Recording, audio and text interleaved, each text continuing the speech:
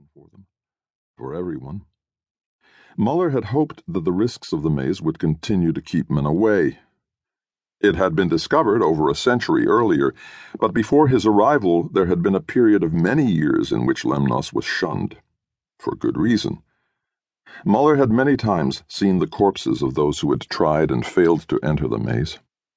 He himself had come here partly out of a suicidal wish to join the roster of victims, partly out of overriding curiosity to get within and solve the secret of the labyrinth, and partly out of the knowledge that if he did penetrate, he was not likely to suffer many invasions of his privacy. Now he was within, but intruders had come. They will not enter, Muller told himself.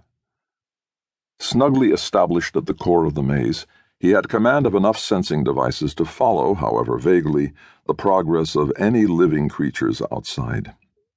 Thus he could trace the wanderings from zone to zone of the animals that were his prey, and also those of the great beasts who offered danger. To a limited degree he could control the snares of the maze, which normally were nothing more than passive traps, but which could be employed aggressively under the right conditions against some enemy.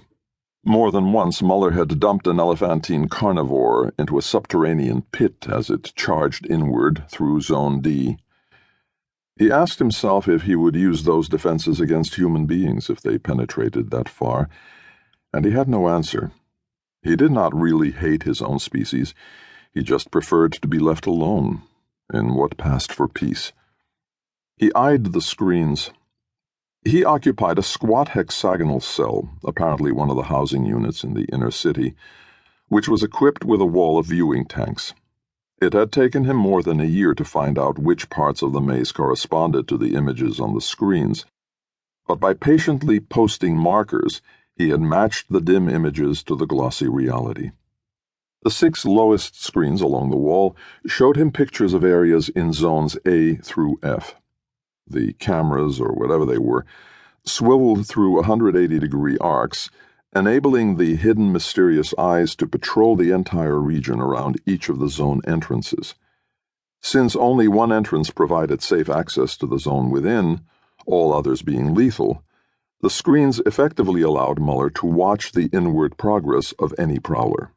It did not matter what was taking place at any of the false entrances. Those who persisted there would die. Screens 7 through 10 in the upper bank relayed images that apparently came from zones G and H, the outermost, largest, and deadliest zones of the maze.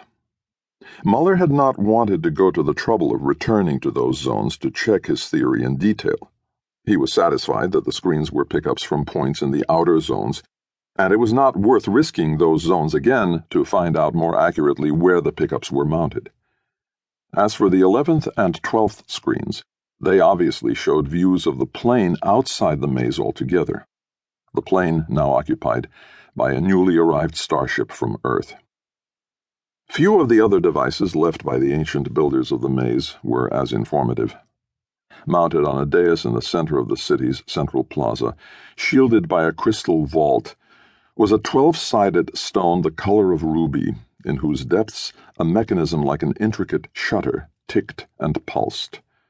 Muller suspected it was some sort of clock, keyed to a nuclear oscillation and sounding out the units of time its makers employed. Periodically, the stone underwent temporary change. Its face turned cloudy, deepened in hue to blue or even black, swung on its mounting. Muller's careful record-keeping had not yet told him the meaning of those changes. He could not even analyze the periodicity. The metamorphoses were not random, but the pattern they followed was beyond his comprehension. At the 8 corners of the plaza were metallic spikes, smoothly tapering to heights of some 20 feet. Throughout the cycle of the year, these spikes revolved, so they were calendars, it seemed, moving on hidden bearings. Muller knew that they made one complete revolution in each 30-month turning of Lemnos about its somber orange primary, but he suspected some deeper purpose for these gleaming pylons. Searching for it occupied much of his time. Spaced neatly in the streets of Zone A were cages with bars hewn from an alabaster